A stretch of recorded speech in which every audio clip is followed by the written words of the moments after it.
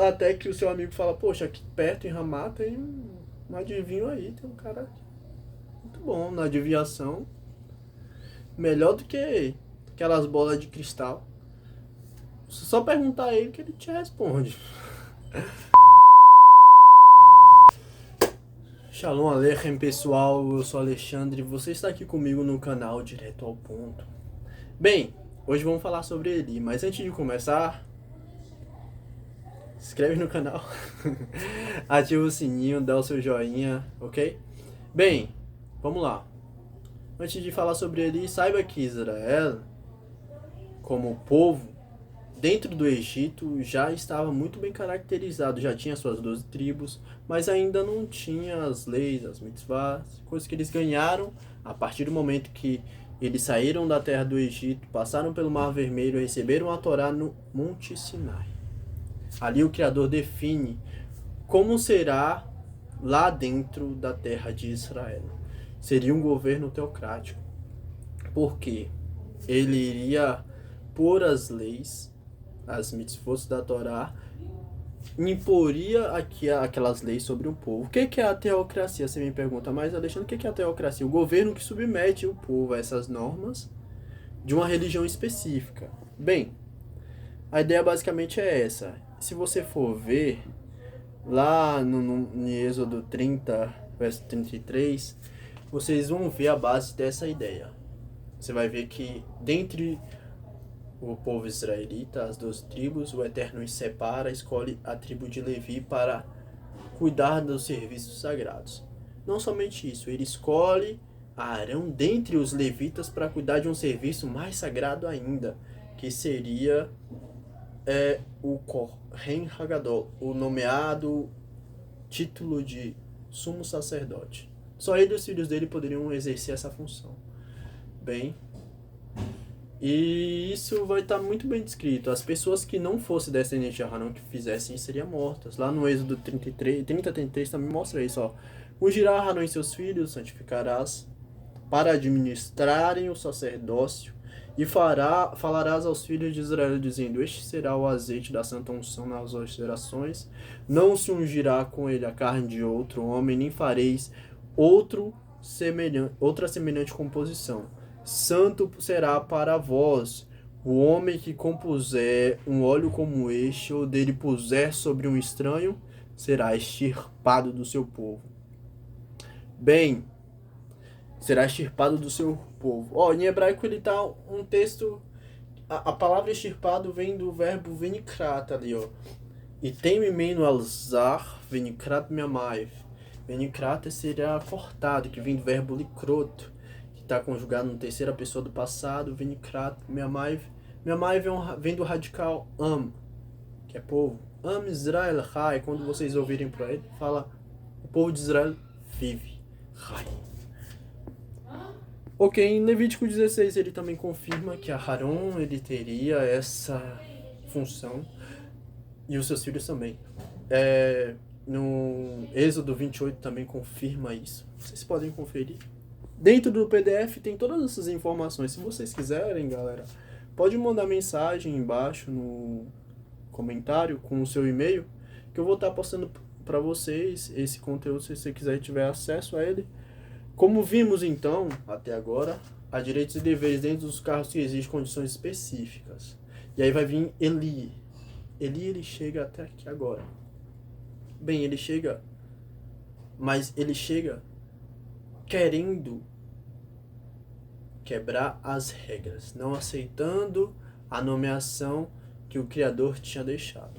Porque lá no capítulo 20 de Números, você vai ver, a partir do verso 8 ao 12, você vai ver que os filhos de Finehas receberam uma ordem de sucessão entre os filhos de Arão. Ou seja, tinham os filhos de Arão, porém o Criador escolheu Pinehas, que era filho de Elazar, e somente os filhos de Pinehas seriam sumos sacerdotes, a partir daquele momento. Ok. A menos que Pinehas morresse, aí sim os filhos de Elazar poderiam exercer a sucessão. Mas enquanto estivesse vivo, não. Na sexta geração de Arão, vem Uzi, porque vem Arão, Elazar, Pinehas, Abishua, Buque e Uzi. Uzi, nesse mesmo tempo, nasce Eli e Eli não aceita isso. Nesse mesmo tempo nasce Eli não. Eli já estava vivo um pouco tempo atrás, ok? E já havia cometido alguns atos. Não tinha aceitado a Torá, enfim. E assim ele não aceita Uzi como seu representante. Faz uma maquete, vai para Shiló, que não é o lugar sagrado é o Monte Gerizim, ok? E ali ele faz a maquete e começa a seguir de sua forma, do seu jeito, seguindo a Torá, ok. Mais que Torá. Porque a Torá diz que é no Monte de Gerizim e que seria os filhos de Aharon, descendente de Pinehas, que seriam os sumos sacerdotes. Então ele não seguia a Torá, ok? Ele foi um rebelde. É um rebelde. Deveria ser tratado como um rebelde. Mas foi muito romantizado a sua história e a história dos seus descendentes, a história dos seus sucessores, como a de Samuel. E ele recebeu uma proporção, recebeu uma honra que ele nunca mereceu. A honra de ser tratado como um homem bom, um homem justo, um homem íntegro, um homem. Enfim, talvez ser retratado como um humano, porque na verdade, segundo o conceito samaritano, ele é um homem do erro. E não é citado nem mesmo sequer o nome. Entre nós não gostamos de falar sobre isso. A gente, em vez de citá-lo, a gente fala o homem do erro. Bem, ok. Porque imagine só, o Criador faz tudo perfeito, traz todas as instruções a partir de um interesse de um homem egocêntrico, que inconsequente, que vê aquela história, passa e toma um ponto de vista, um posicionamento totalmente contrário às decisões divinas, muito indigno de ser chamado de homem. Bem, é isso. Tem muito mais coisa, tem muito conteúdo. Eu queria postar as referências, mostrar pra vocês. No Êxodo 30 No Êxodo 28 vai falar sobre Aharon recebendo as mitzvot e recebendo a unção, o óleo da unção. Beleza, sabemos já que o óleo da unção não poderia ser derramado sobre a cabeça de qualquer um. Sabemos que Pinehas foi escolhido como o próximo a receber a sucessão do sacerdócio. Lá na frente, quando nasce Eli e Uzi, ele usurpa e faz a maquete lá em Shiló. Nasce Samuel, filho de Elcana, filho de Ana. E Samuel, é entregue a Eli e aprende todo o serviço litúrgico lá. Os filhos de Eli são corruptos, errantes, homens indignos e mal vistos pela população israelita. Bem, quando começou-se uma guerra, num período em que Samuel já estava mais ou menos grande, não sei, já eram seus 17 anos, não diz especificamente a sua idade, no período dessa guerra. E aí o Eli recebe a notícia que seus filhos morreram na guerra. E ele estava sentado na cadeira, quando ele ouviu a notícia, ele caiu para trás e morreu. E assim, não tinha sucessor. E Samuel não era descendente de Arão para sucedê-lo como sumo sacerdote. Só que ele exerce essa função e passa a ungir outras pessoas em que, observação, não eram descendentes de Arão, não tinham direito de ser ungidos. Como Samuel, como Davi, enfim, eles dois. Isso você vai ver relatando lá no capítulo 9 de 1 Samuel. No capítulo 8 mostra que o povo queria uma monarquia, não queria mais ser governado por um sumo sacerdote, mas sim ter um rei. E aí Samuel diz que ia haver consequências disso e tal, e que eles seriam capachos desse rei. Ok, ele estava perdendo ali sua mamata. Bem, A ideia é que, na verdade, ele estava perdendo ali os seus benefícios, os seus gostos, os seus interesses. E assim, ele não estava aceitando aquilo. E aí, no capítulo 9 ele vem Saul e chega até... Perde o seu jumento. Ele estava com uma pessoa, um amigo dele, passeando no campo. Perde o jumento do seu pai, fica 2 dias procurando. Até que o seu amigo fala, poxa, aqui perto em Ramá tem um adivinho aí, tem um cara muito bom na adivinhação. Melhor do que aquelas bolas de cristal. Só perguntar a ele que ele te responde. Bem, ele falou bem assim, é melhor que uma bola de cristal. É o que a gente tá fazendo aqui. Foi até ele descobriu que, na verdade, o homem o Samuel, ele sabia assim, onde que estava e adivinha para ele o lugar. Além disso, lá na frente ele unge Saul como rei.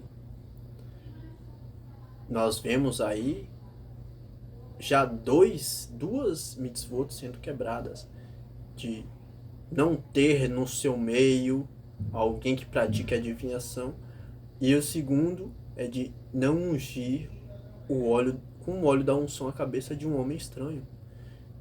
Ele era estranho, Saul. Saul era descendente de outra tribo, nem era descendente de Levi, muito menos filho de Arão, ele não tinha direito nenhum. Ele deveria ser morto, e quem ungiu também. Bem, sabendo disso, continua essa história.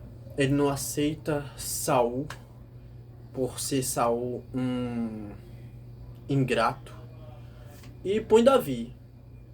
E Davi faz a mesma coisa com Davi, unge Davi como rei. E nós vemos toda aquela trama assim rolando ali. Bem, 440 anos depois da saída do Egito, muda novamente o local de culto para Jerusalém, que é a antiga Jebus, né?